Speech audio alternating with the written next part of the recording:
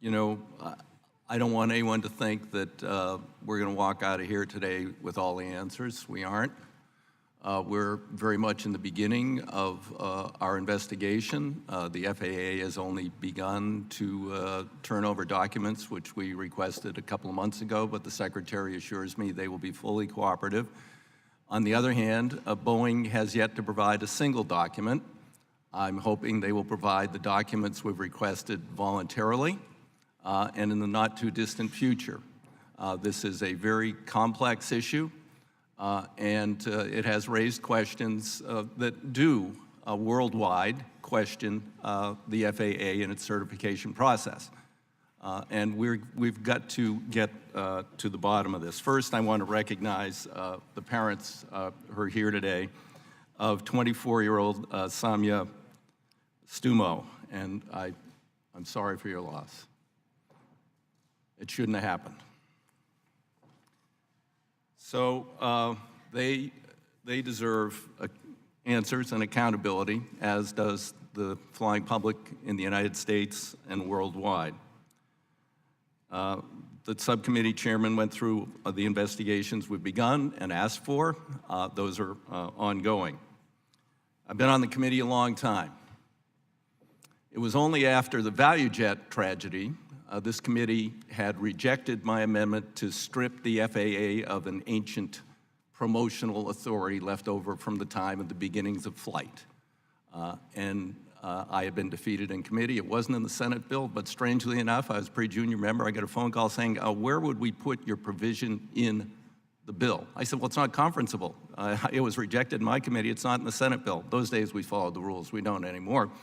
I was surprised, but they put it in the bill, and we took away ostensibly the promotional authority. And then for years, I questioned the number of hours required to sit in the second seat in the cockpit. I pointed out that it took 3 times as many hours to be a hairdresser in the state of Oregon as to be co-pilot in a commercial aircraft. And it was only after Colgan that we changed the rules. You know, we shouldn't have to have tragedies to change the rules if the rules need to be changed. And now we have another tragedy. Now the question is, what were the factors? Now, I find it, you know, the ranking member said a number of things I could agree with about training and that, but I got a question. Why, until the plane went down, the first plane, Lion Air, it wasn't even in the manual that this automated system existed. It wasn't in the manual. Now that's odd, because the pilots were the redundancy. How the hell are you the redundancy if you don't know something? There's something called a startle factor. And yeah, I'm not a commercial pilot, but I gotta tell you, if you're at a low altitude and suddenly the plane starts automatically pitching itself down every 10 seconds, there's gonna be a lot of people who are gonna have trouble dealing with that. And, you know, so why wasn't it known? And in fact, also the disagree light issue.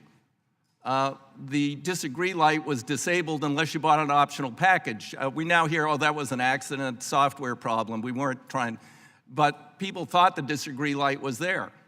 They didn't know it wasn't operable. And Boeing knew for more than a year before that crash that the disagree light didn't work unless you bought their optional package, which Lion Air didn't, and a whole heck of a lot of other people didn't buy. How did that get certified? How can we have a single point of failure on a modern aircraft?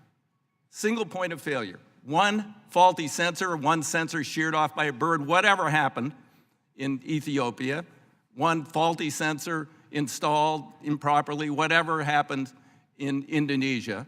How can you have a system, critical safety system certified? Those are the questions we've got to answer as we go through this process. I've got a whole list of things here. I'm not going to go through them because I want to get to the witnesses. But I got to say, this is, you know, we shouldn't have to be here today. And, you know, with that, I'm going to yield back the balance of my time.